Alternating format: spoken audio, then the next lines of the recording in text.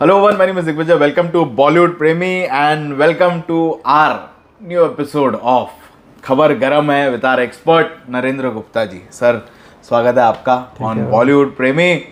बहुत इंतज़ार था मुझे और सारे दर्शकों को इस एपिसोड का. थोड़ा गैप हो गया, जरा थोड़ा सा गैप हो गया. जी हाँ. यस, अब जानना चाहेंगे सारी गरम खबरें क्या हो रहा है इन द फिल्म इंडस्ट्री. शुरुआत करेंगे सर पहली खबर से. आपके फेवरेट, आपकी ही ऑडियंस की फेवरेट सलमान खान की न्यूज़ है. Bhaijaan ji. At last battle of Galwan का पहला 45 डेज का लंबा शेड्यूल कंप्लीट किया मेकर्स ने. लद्दाख में शूटिंग फिनिश की. सेकंड शेड्यूल भी जल्दी शुरू होगा और मेकर्स ने इसकी रिलीज डेट अनाउंस कर दी है. पिक्चर आएगी जनवरी 2026 में. सर हमारी हिंदी फिल्म इंडस्ट्री का ना जो देश प्रेम है वो सिर्फ 2 दिन जागता है, 26 जनवरी को और 15 अगस्त को. आपको पता होगा 26 जनवरी के आसपास आ रही है बॉर्डर 2 जी. बड़ी फ्रेंचाइज वैल्यू वाली फिल्म है. सनी देओल, वरुण धवन, काफ़ी लोग हैं. अभी सलमान भाई क्या वाकई टकराएंगे बॉर्डर 2 से? तो एक 2 देशभक्ति वाली फिल्मों का ज़बरदस्त आपको टकराव देखने को मिलेगा. उम्मीद है कि गलवान अच्छी बनी हो, कंट्रोवर्सी नहीं हो, सेंसर में स्मूथली पास हो जाए, जैसे कि तरह तरह के एलिगेशन लगते आ रहे हैं. So wishing all the best to Salman भाई. यस ऑलवेज क्योंकि डायरेक्टर ने बोला कि बहुत ही मेहनत करनी पड़ी. फिल्म में काफ़ी सारी चढ़ाइयाँ हैं, पंचिंग है, फाइट्स है, तो काफ़ी थकान भरा 45 दिनों का लंबा शेड्यूल था. और एज फैक्टर भी मायने रखता है. आप इतनी हाई एल्टीट्यूड पे आके शूट कर रहे हो, वो भी 45 दिनों में. अच्छा है सर्दियों के पहले शूट कंप्लीट कर लिया, नहीं तो सर्दियों में शूटिंग करना काफ़ी नामुमकिन हो जाता है लद्दाख में. So hope for the best. Photos भी आए वहाँ से लद्दाख के. यस, लद्दाख के वहाँ से जो 45 डेज का शूट कंप्लीट किया उसका इंस्टाग्राम पे फोटो भी पोस्ट किया गया सलमान खान और डायरेक्टर अपूर्व लाखिया का. तो wishing all the best to Battle of Galwan. और जनवरी की डेट लिए तो मुझे लग रहा है कि सर ये 10 जनवरी और 15 के बीच में आ सकते. मुझे नहीं लगता है कि ये सनी देओल के साथ में क्लैश करेंगे, क्योंकि आज तक का इतिहास है किसी भी खान ने सनी देओल की पिक्चर के साथ में क्लैश नहीं किया. तो चलो नया इतिहास बन जाएगा अगर क्लैश होता है तो. और अगर किया है तो हमेशा सनी देओल आगे रहे. Really? Okay, great. Next is Aneet Padda के बारे में. ये सैयारा वाली. ओके. दिनेश विजन से बातचीत चल रही है. एक पिक्चर बनने वाली थी शक्तिशालिनी जी, जो कियारा आडवाणी थी और इस साल दिसंबर में इनफैक्ट रिलीज होने वाली थी जी. लेकिन कियारा की प्रेगनेंसी की वजह से पिक्चर होल्ड पे चली गई. अब कहते हैं कि अनीत ने बाकायदा दिनेश विजन के ऑफिस में जाके फोटो शूट किया, लुक टेस्ट दिया और अप्रूव भी हो गई हैं. लेकिन प्रॉब्लम है यशराज जी. यशराज ने 3 फिल्मों का कॉन्ट्रैक्ट किया है. करेक्ट. तो क्या यशराज उनको रिलीज करेगा?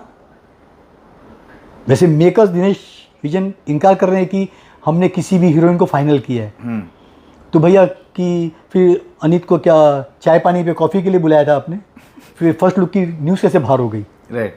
और साथ ही साथ अनीत का रोमांस भी चरम सीमा पे अपने को स्टार आन पांडे के साथ में अभी भी है डेफिनेटली. अगर तो मोहित सूरी डेफिनेटली चाहेंगे कि उस पेयर को खुद ही कैश करें. वो तो घर पे बैठ के बनवास तो नहीं ले लेंगे. बराबर. तो लेट्स सी कि यशराज शुरू करता है या दिनेश विजन शुरू करता है या बाकायदा कॉन्ट्रैक्ट है भी या नहीं. बहुत सारी बातें हैं. आने वाले दिनों में आपका इसका पर्दाफाश हो जाएगा सर. मुझे लगता है कि सर अगर मैडॉक के साथ में अनीत करती है दूसरे प्रोडक्शन हाउस के साथ, जी हाँ, तो फिर शायद ये लड़की चल भी सकती है बॉलीवुड में. लेकिन यशराज के साथ करेगी दूसरा प्रोजेक्ट. हाँ. और अगर समझो वैसा खिल के नहीं आया जैसे सैयारा था, जी हाँ, तो फिर थोड़ा सा जो दीपक है उसका वो बुझा सा मुझे नजर आ रहा है. जैसे वाणी का हुआ, फिर उसके पहले प्रियंका की जो बहन थी परिणीति, उसका हुआ. जितने भी हीरोइंस आए यशराज की तरफ से वो इतने हिट नहीं हो पाए. उसके बाद वो भी तो आई थी सर, भूमि पेडनेकर. क्या हुआ इन लोगों का? कुछ नहीं हो पाया. तो यशराज ने इसलिए टैलेंट एजेंसी बंद कर दी थी ना. इन्होंने जो नए नए लोगों को ब्रेक दिया था तो इनके कॉन्ट्रैक्ट में इन्होंने टैलेंट एजेंसी बाकायदा फ्लोट कर दी थी. बाद में एक एक करके बाहर हो गए. रणवीर सिंह पहले ने छोड़ा, भूमि ने छोड़ा, परिणीति ने छोड़ के बाहर हो गई, तो बंद पड़ी है. ठीक है, कॉन्ट्रैक्ट करना वाजिब है क्योंकि आदमी किसी आर्टिस्ट को प्रमोट कर रहा है, पूरा अपना पैसा लगा रहा है. तो मुझे नहीं लगता है कि शायद वो दिनेश विजय की फिल्म करेगी. अच्छा. आदित्य चोपड़ा पूरी तरह से इसको कैश करेंगे आने वाले दिनों में. उसके बाद ही फ्री करेंगे, भैया अब तू आज़ाद पंछी है, जहाँ चाहे उड़ जा. चलो देखते क्या होता है अनीत का। आते अगली खबर पे सर। ये फिरोज नडियादवाला के बारे में जी। उन्होंने नेटफ्लिक्स पे केस कर दिया है 25 करोड़ का। जो कपिल का शो आता है जी, कॉमेडी शो, हाँ। उसके प्रोमो में दिखाए जा रहे हैं Akshay Kumar as a guest और किटू नकल कर रहे हैं उनके कैरेक्टर बाबू भाई की, जो हेरा फेरी में परेश रावल का कैरेक्टर था। तो उन्होंने 25 करोड़ के डैमेजेस मांगे हैं फिरोज भाई ने, और साथ ही कहा है कि प्रोमो को निकाल दो। अच्छा। अगर ये शो का हिस्सा रहता है तो 25 करोड़ के अलावा मैं दूसरा क्लेम और ठोकूंगा। ओके। तो बाकायदा नोटिस जारी कर दिया है उन्होंने नेटफ्लिक्स को और कपिल शर्मा को। दोनों की तरफ से कोई जवाब नहीं आया है। ये एक्चुअली बहुत ही गलत ट्रेंड चल रहा है अपनी प्रॉपर्टी पे हक दिखाने का। देखिए आज जो पुरानी फिल्में जिंदा हैं, जो कॉमेडी आपकी फिल्मों में उस कैरेक्टर का करते हैं, असरानी का कैरेक्टर करते हैं, शोले का, केशव मुखर्जी का, बहुत सारी फिल्में मिलेंगी, धर्मपाजी का करते हैं, हाँ धर्मपाजी का, जैकी श्रॉफ। तो आजकल प्रॉब्लम क्या है, ये बड़े बड़े सो कॉल्ड आर्टिस्ट हैं ना, इन्होंने कोर्ट से राहत ले ली है कि कोई भी उनको एज ए कॉमर्शियल यूज़ नहीं कर सकेगा, उनके फोटोग्राफ्स को, उनके डायलॉग्स को, या उनकी किसी भी चीज़ को अगर यूज़ करता है या डेरोगेटरी उनके भद्दे मजाक करता है ना, तो उसको भरपूर मानहानि का दावा करना पड़ेगा। ओके। तो इसमें अमिताभ बच्चन जी हैं, अभिषेक है, ऐश्वर्या ने भी पास कर लिया, अनिल कपूर हैं, और भी ढेर सारे आर्टिस्ट करते जा रहे हैं। सर एक ही है कि इनकी दुकान अभी जल्दी बंद हो जाएगी। आज की इनकी पहचान इसीलिए कि लोग इनको कॉपी कर रहे हैं। कॉमेडियंस हैं, कॉमेडी शो में करते हैं, इनके गानों की पैरोडी पे करते हैं, इनके डायलॉग पे करते हैं। जब यही लोग सुनना आज की जनरेशन बंद कर देगी, तो आपको लगता है कि ये लोग लंबी रेस तक खींच सकेंगे? नहीं। आप पैसों के लिए तो इतना तो मत गिर जाइए कि एक बेचारा छोटा कॉमेडियन अपना पेट भरता है आपकी मिमिक्री करके। सुनील शेट्टी के पीछे किसी ने मिमिक्री की, सुनील शेट्टी भड़क गए थे। ठीक है, उनको करने दीजिए यार। उन लोगों की वजह से तो आपकी इमेज आज भी जिंदा है। मैं वही कह रहा हूँ। अभी फिरोज नडियादवाला, ठीक है, जहाँ आप एक तरह से बड़ा केस करने जा रहे हो नेटफ्लिक्स पे, वहीं आप अपने फादर AK नडियादवाला, जिनकी 115वीं एनिवर्सरी है, बर्थ एनिवर्सरी, उसको रिवाइव कर रहे हो। उनकी जो पुरानी फिल्में हैं, 1960 में आई थी ताजमहल, 1963 में पत्थर के सनम, फिर 2000 में हेरा फेरी, आवारा पागल दीवाना, और 1965 में फिरोज खुद एडमिट करते हैं कि पहली महाभारत उन्होंने बनाई थी, पहली महाभारत। और इनकी प्लानिंग है कि फिर हेरा फेरी, ये सारी इसके सीक्वल बनाने की, आवारा पाना दीवाना। जब आप सीक्वल बना रहे हो, इंडस्ट्री का सपोर्ट भी चाहते हो, वहीं आप इंडस्ट्री के खिलाफ भी जा रहे हो, तो सर आप दो नावों पे सवारी कर रहे हो। आपको इंडस्ट्री से मिलजुल कर रहना चाहिए। और वैसे भी आपने पिछले कई सालों में ढेर सारी फिल्में अनाउंस की, बंद की। आपका काफ़ी हद तक ना इंडस्ट्री में विश्वास टूट चुका है, लोग आप पे यकीन नहीं कर रहे। अगर आप जाइए अक्षय कुमार के पास में या परेश रावल के पास में, आपको लगता है कि वो हेरा फेरी 4 या आपकी आवारा पागल दीवाना करेंगे? मुझे डाउट है करेंगे सर। मेन तो सर उनके पास में अक्षय ही तो लीड था इन सारी फिल्में। एग्जैक्टली जी। आन का भी प्लानिंग कर रहे हैं, आन भी करेंगे, जो मधुर भंडारकर ने बनाई थी। यस। तो देखिए, अब जिस तालाब में रहते हैं ना, वहाँ से मगर से बैग नहीं ले सकते। आप इंडस्ट्री में, इंडस्ट्री का हिस्सा बन रहिए, अच्छी तरह से रहिए, तो लोग आपको सपोर्ट करेंगे। आप उन्हीं से दुश्मनी लेने जा रहे हैं। समझो आपकी अपनी कोई इसी फिल्म को नेटफ्लिक्स को बेचना है, तो आपको लगता है कि नेटफ्लिक्स आपसे खरीदेगी पिक्चर? मतलब इनके अनाउंसमेंट बहुत बड़े बड़े रहते हैं फिरोज भाई के, लेकिन पिक्चर थिएटर तक नहीं पहुंच पाती, सिर्फ अनाउंस करके बंद हो जाती है। प्रोमो शूट कर लेंगे, टीजर बना लेंगे, लेकिन पिक्चर फ्लोर पे नहीं जाती, उसके पहले बंद हो जाती है। एक तो 7-8 साल से हम हेरा फेरी 3 का ही सुनते हुए आ रहे हैं। अभी प्रियदर्शन ने खुद ने बोला कि मेरे पास में स्क्रिप्ट अभी तक है नहीं हेरा फेरी 3। जी हाँ। कहाँ से हर बार हर 3 महीने में आके बोलते हैं हेरा फेरी चालू करेंगे। इसे थोड़ा सोच समझना चाहिए, शायद फाइनेंसर पकड़ने के लिए बोलते रहेंगे। सर ये अक्षय कुमार और परेश रावल का बहुत ही तीसरे दर्जे का गिमिक था, जो उन्हें कोर्ट केस का किया। मतलब लोगों की नज़र में ना इनकी इमेज काफ़ी डाउन हुई है। इनको ऐसी ओछी हरकतें नहीं करनी चाहिए। आपस में दो जन का है मसला, आपस में सुलझाइए ना, मीडिया तक ले जाना शोभा नहीं देता सर आपको। बात करते हैं अक्षय कुमार की। अक्षय कुमार नाराज हैं, AI का एक वीडियो बन के सामने आया है जिसमें वो महर्षि वाल्मीकि बने हैं। अक्षय बहुत नाराज है, भैया बोला मैं ऐसा वाल्मीकि नहीं बनाऊं। सर आज का प्रॉब्लम क्या है कि AI इतनी चतुराई से चीज़ बनाते हैं ना, आपको यकीन लगेगा यही कैरेक्टर है। और आने वाले दिनों में आप मान के चलिए AI का ही जमाना है। स्टार लोग घर पे बैठेंगे। अगर किसी स्टार को मेरी फिल्म में काम करना है, मुझे सिर्फ 4 दिन चाहिए, उसके अलग अलग लुक मैंने शूट कर लिए, बोला भैया तेरा काम फिनिश। फिर मैं AI के जरिए उससे एक्शन करा रहा हूँ, कॉमेडी करा रहा हूँ, उससे डांस करा रहा हूँ, सब AI काम करके देगा। सिर्फ मुझे आर्टिस्ट की 4 दिन की डेट चाहिए। तो AI टेक्नोलॉजी इतनी बढ़ गई है। अभी आने वाले दिनों में एक नहीं, दो नहीं, कई सारी फिल्में टोटली AI बेस्ड आ रही हैं। और अक्षय इस बात से भी नाराज है कि बिना किसी जांच पड़ताल के टॉप के चैनल्स उसी न्यूज़ को भुना देते हैं। तो चैनल की तो बुद्धि गटर में रहती है, उनको जो मिल गया बिना वेरीफाई के डाल देते हैं और बाकी लोग पे इल्जाम लगाते हैं। अच्छे चैनल की बात कर रहा हूँ। हाँ, जिस चैनल को ये स्टार नेशनल चैनल है, जिस चैनल को स्टार लोग बढ़ाते हैं, पालते हैं, पूछते हैं, पैसा देते हैं, उनका ये हाल है सर। और ये AI सच में बहुत ज़्यादा हैम्पर करेगा सर आगे जो आने वाले जो स्टार्स है उनको। मतलब आपने जैसे बोला कि घर पे ही बैठना पड़ेगा, मेरे को भी वही लग रहा है। लेकिन कहीं ना कहीं इस AI को किस तरह से हम यूज़ करें और ज़्यादा पॉजिटिवली, वो देखना पड़ेगा कि जहाँ पे स्टार्स को भी हैम्पर ना हो, एक्टर्स को हैम्पर ना हो। सर एक मैं नया कैरेक्टर AI के जरिए बनाता हूँ और मेरी फिल्म 5 या 7 करोड़ में बन जाती है, तो मैं ये बेवकूफ़ आर्टिस्टों को पैसा क्यों दूँ? और 5-7 करोड़ रिकवर करना कोई बड़ी बात नहीं होगी अगर कंटेंट अच्छा होगा तो मैं एक ऐसा कैरेक्टर क्रिएट करूँगा जिसकी आवाज़ शाहरुख खान सलमान खान की मिक्स हो, होठ अक्षय कुमार के हो, माथा धर्मेंद्र का हो, आमिर खान के कान हो, तो एक नया कैरेक्टर बन के आएगा।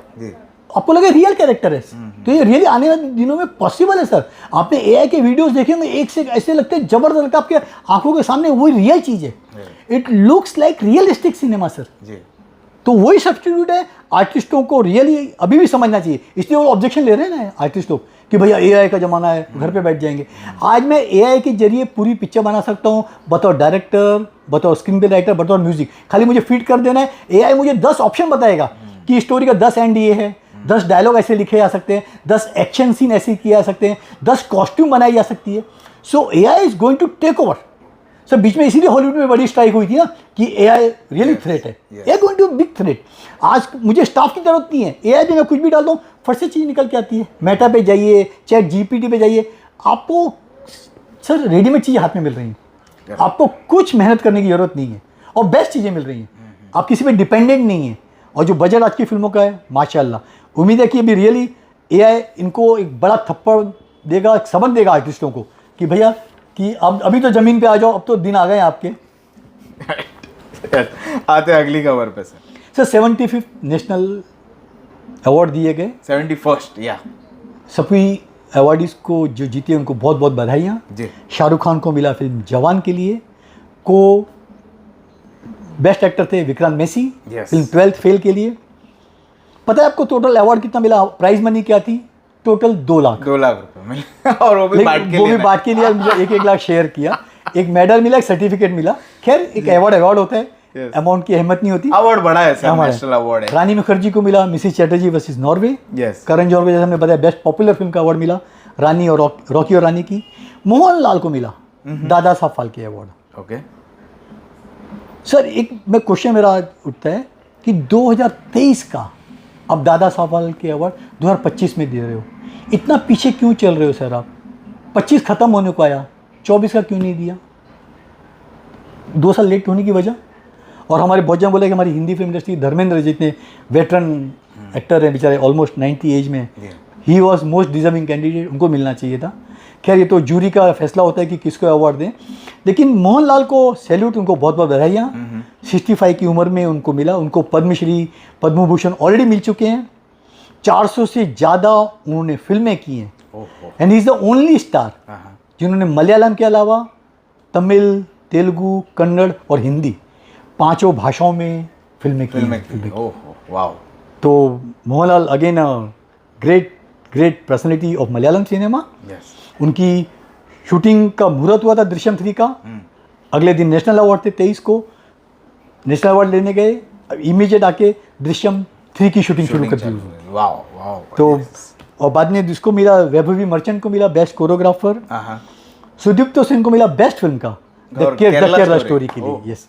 विदु चोपड़ा को मिला बेस्ट फिल्म का फिल्म 12th फिल्म के लिए। और इसी के साथ में मेरे भाई को भी मिला सर, सुजय ढाके को, बताया आपने, for the best Marathi film Shyamchi Aai. वाह, कॉन्ग्रेचुलेशन सर। तो बॉलीवुड वाले छाए रहे एक्चुअली इस अवार्ड में। एक समय होता था ऐसी डायरेक्टर, ऐसी फिल्में होती थी हमने नाम नहीं सुना होता था, पता नहीं कौन से साल में रिलीज कब हुई। अब थोड़ा पॉपुलर सिनेमा आ गया है, इसीलिए हमको ऐसी फिल्मों के नाम सुनने को मिलते हैं जो लोगों ने 90% लोगों ने देखी होती है या सुनी होती है। तो काफ़ी बदलाव आया है नेशनल अवार्ड में पिछले 10-12 सालों के अंदर सर। आते हैं अगली खबर पे। अपने जूनियर एनटीआर बेचारे इंजर्ड हो गए। कहाँ पे? एक एड की शूटिंग कर रहे थे, उनकी चोट लग गई है और काफ़ी हफ्तों का उसको ब्रेक लेना पड़ रहा है। तो उनकी फिल्मों की जो शूटिंग थी वो थोड़ी पोस्टपोन हो गई, लटक गई है। लेकिन definitely is a fighter, Telugu फिल्मों के राजा हैं जी, वहाँ पर अच्छा काम कर रहे हैं। Let him continue to do good work in. उनके प्रशांत नील के साथ में भी पिक्चर बन रही है ड्रैगन। हाँ, वो ड्रैगन भी आ रही है। Yes yes yes. Katrina Kaif के बारे में गुड न्यूज़ है, लोगों को पता होगा, माँ बनने जा रही हैं। 2021 दिसंबर में शादी की थी विकी कौशल से। गत दिनों एक फ़ोटो वायरल हुआ, विकी ने भी कन्फेस किया, और अक्टूबर में डिलीवरी, अगले महीने न्यूज़ है। तो विकी कौशल और कैटरीना को रियली बहुत बधाई हो दोनों को। एक नीता अंबानी का बहुत शानदार थिएटर है बांद्रा में, वहाँ पर पीएम मोदी के ऊपर untold story of PM Narendra Modi, Shri Narendra Modi, उसका विमोचन हुआ और इंडस्ट्री के काफ़ी लोगों ने शिरकत की उस प्रोग्राम में और काफ़ी तारीफ़ की, जिसमें थे अपने अक्षय कुमार, रणवीर कपूर, विकी कौशल, रवीना टंडन, आपके टाइगर श्रॉफ। तो एक अच्छा प्रोग्राम हुआ। डेफिनेटली हमारे पीएम मोदी के बहुत सारे भक्त हैं। एक न्यूज़ है पृथ्वीराज और दुलकर सलमान के बारे में जी। कस्टम की बहुत बड़ी रेड हुई है केरला में स्पेशली, और 30 लोकेशंस पर, और 7 लोकेशन से करीब 11 गाड़ियां जब्त की गई हैं। ये एक्चुअली बहुत बड़ा नेक्सस है। भूटान से कहते हैं कि सेकेंड हैंड गाड़ियां हिमाचल लाई जाती हैं, उसको नया रजिस्ट्रेशन देके और ऊंची कीमत पर बेचा जाता है टॉप के एक्टर्स को, टॉप के पॉलिटिशियंस को, टॉप के बिजनेसमैन को। तो ये बहुत बड़ा रैकेट है। दिखाते हैं कि वो सेकेंड हैंड गाड़ियाँ जबकि नई गाड़ियाँ होती हैं, उसको सस्ते दामों में बेचा जाता है हिमाचल में। वहाँ उसका कायाकल्प करके नया रजिस्ट्रेशन देके ये बेचा जाता है। पता नहीं केरला को क्यों टारगेट किया गया। तो 30 ठिकानों पे अभी भी कस्टम की रेड जारी है। इनकी जगह पे रेड हुई पृथ्वीराज, सुकुमार और सनबाल दुलकर, और पता नहीं और कौन कौन से बड़े शिकारी इनके हाथ लगेंगे सर। ओके, ये तो काफ़ी सीरियस खबर है। तो एक ही राय है कि जो भी बड़े लोग हैं इनको सोच समझ के डीलिंग करनी चाहिए। कोई भी आजकल देखा होगा ऐप पे कर लेते हैं, जो बैटिंग ऐप है, कोई गाड़ियाँ खरीदते हैं या कोई फॉरेन शो में जाते हैं, इनको देखना चाहिए कि कौन सा ऑर्गेनाइजर है, उसकी ऑथेंटिसिटी क्या है, या कोई ऐड, कोई भी ऐड कर रहे हैं उसका जांच पड़ताल के बाद ही करें, क्योंकि उनको पैसे की कमी कोई है नहीं। ये ऐड तभी इनके पास आते हैं जब ये पॉपुलर फिगर बन चुके हैं, और ये बड़ा एक आइडल सेट करते हैं अपने फैंस के ऊपर। तो फैंस पे बहुत गलत प्रभाव जाता है अगर ये कोई भी गलत कदम उठाते हैं तो सर। तो नेक्स्ट है कंगना रनौत के बारे में जी। मनाली गई थी, अच्छा, बहुत इनको विरोध का सामना करना पड़ा। लोगों ने नारे लगाए, कंगना गो बैक, उनको काले झंडे दिखाए। आपको पता होगा कितनी बड़ी त्रासदी हुई है हिमाचल में, बाढ़ आ गई, काफ़ी लोग मर गए, काफ़ी लोग का बिजनेस तबाह हो गया। कंगना अपना रोना रो रही हैं वहाँ जाके। हाँ, बोला मेरा खुद का रेस्टोरेंट है, मेरे पहले दिन का बिजनेस हुआ मात्र 50 रुपये, जबकि मेरी स्टाफ की सैलरी है 15 लाख। तो लोग और भड़क गए। तो बतौर पॉलिटिशियन कंगना ने अपनी रेपुटेशन काफ़ी ख़राब की है जी। उम्मीद है कि वो अपनी फिल्मों पे ही ध्यान देगी, जैसे कि 2 फिल्म उनकी बातचीत चल रही है फ्लोर पे जाने की। एक तो एक्वीन, दूसरी तनु वेट्स मनु की, दोनों की सिक्वल बन रही है। और तो कुछ हॉलीवुड भी कर रही है ना? हॉलीवुड कर रही है, नहीं कर रही है, बराबर है, पता नहीं। अच्छा, इंडिया में लोग नहीं देख रहे, उसको हॉलीवुड में कौन देखेगा यार। और लेकिन कंगना को तो इतना तो ट्यूशन्स लेके जाना चाहिए एज अ पॉलिटिशियन। वहाँ पे इतना बड़ा हादसा हुआ है, तो वहाँ पे जाके लोगों को संतावना देने से पहले तुम यार अपना ही रोना गाना गाओगे तो लोग तो भड़केंगे ना सर। Absolutely, yes. तो ये सारी थी दोस्तों खबरें, और ये एपिसोड आप लोगों को कैसा लगा है वो ज़रूर हमको बताना। और ऐसी आएंगे अगले हफ्ते ऐसी गर्मा गर्म खबरें लेके आप सभी के लिए। नरेंद्र जी, थैंक यू बोलना चाहूँगा आपको for your time, precious time, and for giving out so many hot खबरें, जैसे खबर गर्म है हम बोलते हैं। Thank you.